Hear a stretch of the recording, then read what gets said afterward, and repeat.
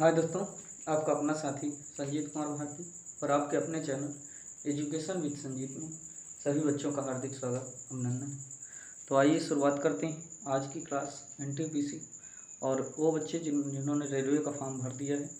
और आप लोग आशा करते हैं कि कड़ी मेहनत से आप लोग लग गए होंगे अपने परिश्रम में, जिससे आप लोगों को सफलता का पूर्ण रूप से इंतजार होगा। तो चलिए आइए शुरुआत करते हैं अनुपात से संबंधित कुछ और सवाल जो आपके लिए बेहद जानना खास है। उन्हें लगाना कैसे है वो तरीका आपको 60 तरीका बताएंगे। चलिए शुरुआत करते हैं आज की क्लास।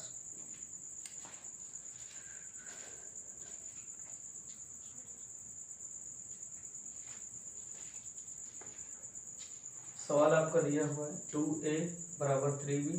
अगर इसका अनुपात निकालेंगे तो b वाले को a के बटे बनाएंगे तो ये हो जाएगा a/b और ये हो जाएगा 3/2 या a/b बराबर 3/2।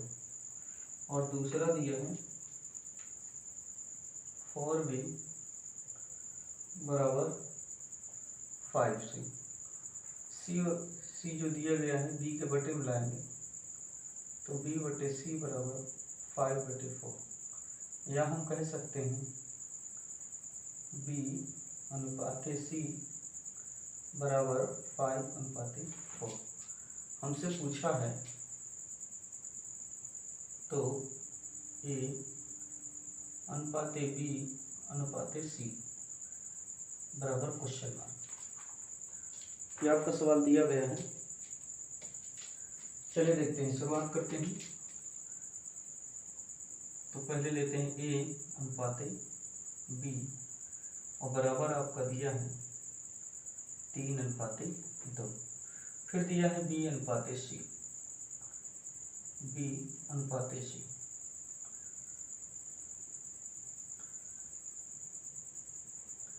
इसको लिखेंगे 5/4। ऐसे लाइन खींच देंगे। सबसे पहले हम अनुपात लगाएंगे, इसके आगे b बढ़ाएंगे और अनुपात लगाएंगे, इसके आगे पीछे भी b बढ़ाएंगे। इसी प्रकार इसमें भी करेंगे, आगे 2 बढ़ा देंगे और पीछे 5 लाएंगे तो ये हो जाएगा आपका। अगर इसमें बात करें तो ये आ जाएगा a/b/c। अब इसका मल्टीप्लाई कर दीजिए। 5 का गुणा 3 में करेंगे तो आएगा 15। 5 का 2 में गुणा कर देंगे तो कितना हो जाएगा 10। 4 का 2 में करेंगे तो आएगा 8। यही क्या होगा आपका आंसर। तो इस प्रकार से आप जो है सवाल लगा लेंगे। पीछे भी आपको बताया है, बस थोड़ा सा दिक्कत ये थी कि आपको अनुपात रूप में नहीं दिया जाएगा, तो आपको अनुपात रूप में बना करके इस प्रकार से आपको हल करना है। नोट करिए इसको।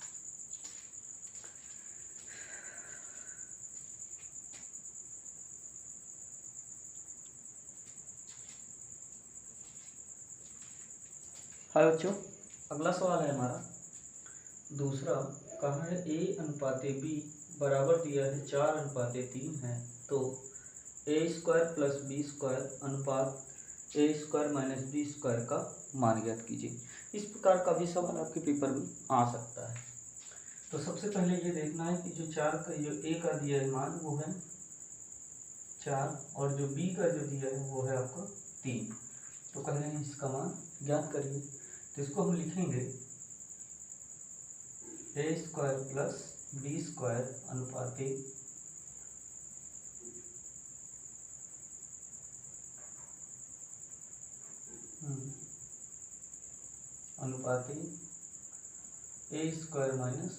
b²।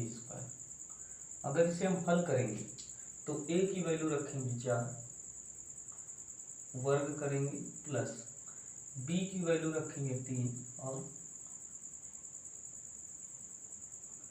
वर्ग कर देंगे। अनुपात दूसरे में a की वैल्यू रखेंगे 4, a² और b की वैल्यू रखेंगे 3।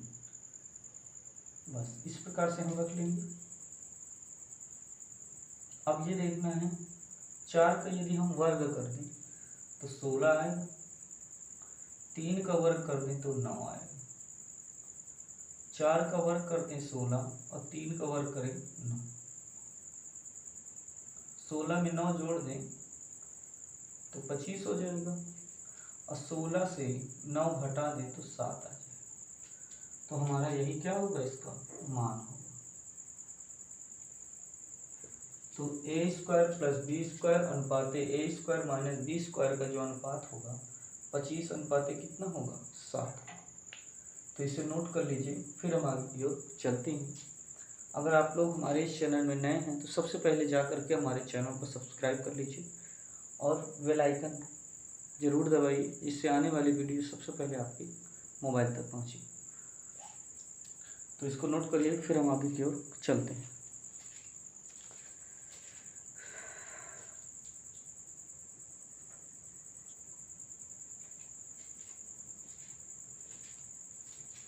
आज साथियों तीसरा नंबर सवाल है कि 4,16 का तृतीय अनुपात ज्ञात कीजिए। तृतीय अनुपात पूछेगा, मध्यानुपात पूछ सकता है, ठीक। तो 4,16 का तृतीय अनुपात ज्ञात कीजिए। ये तृतीय अनुपात क्या होता है ये जान लीजिए। मतलब जो तीसरा जो पद होगा इसमें, अभी 2 हैं, अब तीसरा जो पद है इसमें कौन सा है ये बताना है। तो चलो देखते हैं। सबसे पहले दिया है 4,16, तो लिखेंगे 4 अनुपाते 16, समानुपात का चिन्ह लगा देंगे 16 अनुपाते x, ऐसे लिख लेंगे। या हम इसको हल करेंगे तो लिखेंगे 4/16 बराबर 16/x।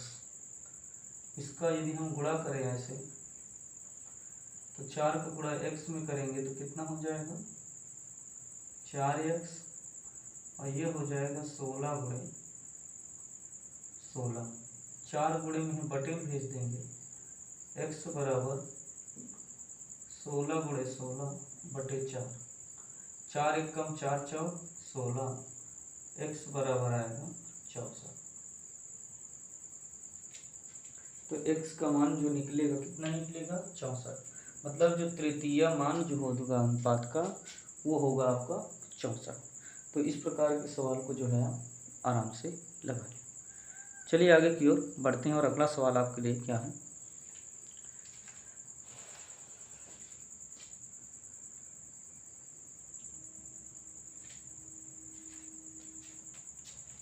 और बच्चों सवाल दिया है 9,16 का मध्यानुपात क्या होगा। तो सबसे पहले इसको बनाने के लिए इसको मानेंगे a और इसको मान लेंगे क्या, b। तो मध्यानुपात का जो मान निकालेंगे तो आपका सूत्र निकलेगा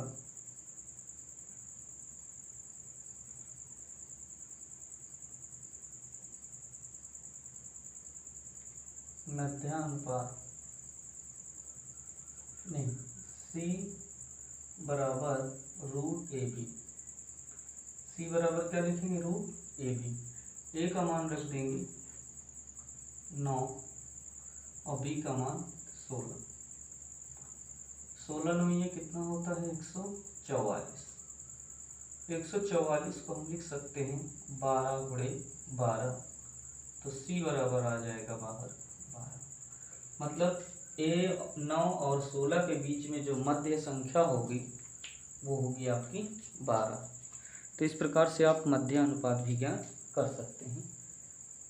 आराम से इसे नोट करिए, अगर पेपर में आपके आता है तो आप बढ़िया आराम से इत्मीनान से करके आइए, कोई भी क्वेश्चन छूटने नहीं पाएगा। हम सारे सवाल आपको बताएंगे, सारे टाइप के बताएंगे जो पूछे जाते हैं। तो इसे नोट कर लीजिए।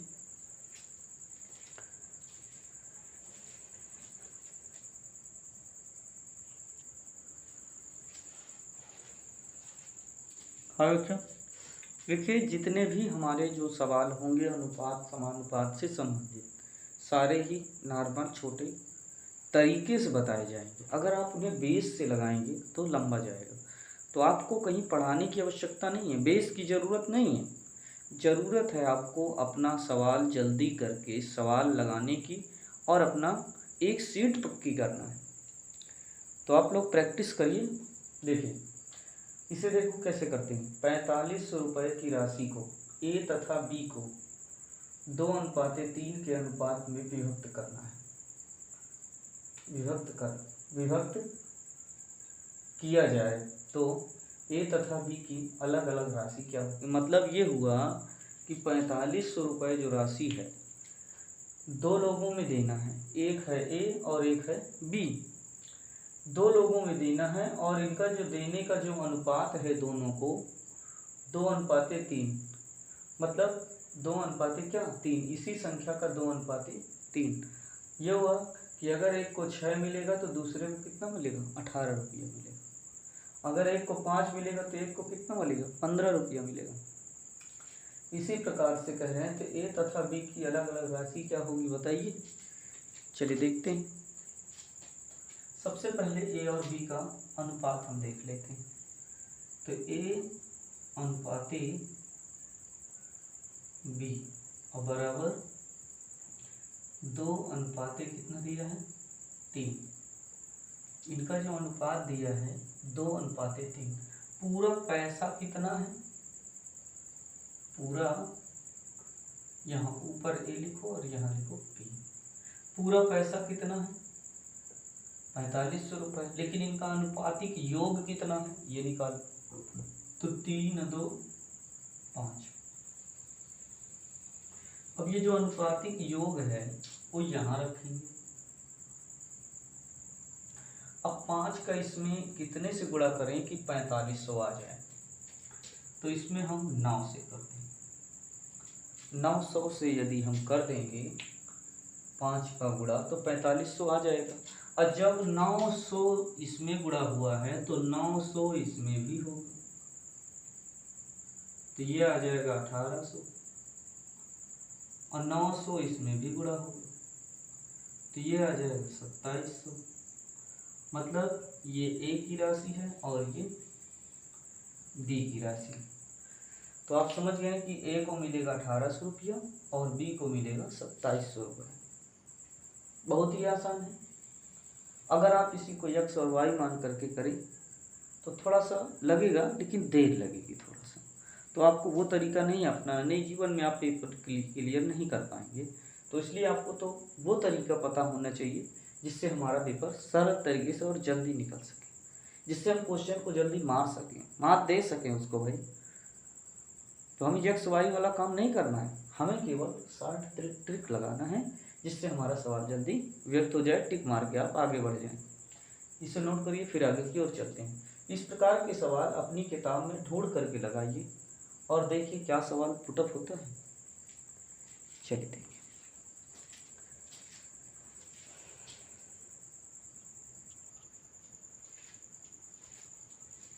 हाँ बच्चों, ये इस प्रकार का आपके पेपर में भी सवाल आ सकता है। तो चलिए देखते हैं कैसे इसे लगाना है। अगर आप लोग हमारे इस चैनल में नए हैं तो सबसे पहले चैनल को सब्सक्राइब कर लीजिए, जिससे आप लोगों को इसी प्रकार की वीडियो आपको बराबर मिलती रहे और वो भी फ्री में, कोई पैसा आपका नहीं लगता है। देखिए, किसी त्रिभुज के तीनों कोणों का अनुपात 2:3:5 है तो बड़े तथा छोटे कोण का मान ज्ञात कीजिए। तो कैसे लगाना है, सबसे पहले लिखना है, ये हमका दिया गया चित्र है, ये ए है और ये बी है और ये क्या है, सी। इनका जो अनुपात है 2, 3 और 5 है, ये अनुपात है। अब हमें तीनों क्या निकालना है, कोण। आप सबसे पहले तो ये जान जाइए कि त्रिभुज के तीनों कोणों का योग जो होता है वो 180 अंश के क्या होता है, बराबर होता है। कितने बराबर होता है, 180 अंश के। तो हम लिखेंगे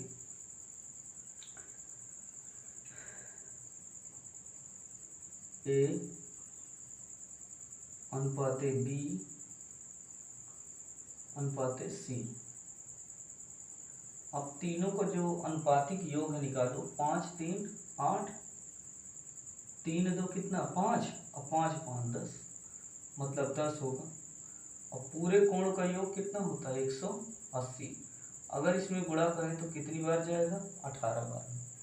तो 18 का गुणा इधर भी कर दीजिए तो 18 दूना कितना होगा 36, 18 का इसमें कर दीजिए, 18 तेईस का 54, और 18 का इधर भी कर दीजिए, 18 पंचे 90। अगर आप तीनों को जोड़ेंगे तो कितना निकलेगा 180 हो जाएगा। अब हमसे पूछा है कि बड़े तथा छोटे कोण का मान बताओ, तो बड़ा कौन होगा इसमें 90, छोटा कौन होगा 36। अगर इसमें आपसे योग पूछे तो जोड़ देना है, अंतर पूछे जिसको घटा देना है, घटा कर भी मान पूछ सकता है, जोड़ कर भी मान पूछ सकता है। ठीक, बीच वाला जो कोण होगा वो क्या होगा ये भी पूछ सकता है। तो इस प्रकार से आप जो है सवाल आराम से कर लेंगे। इसे नोट कर लीजिए, फिर आगे की ओर चलते हैं।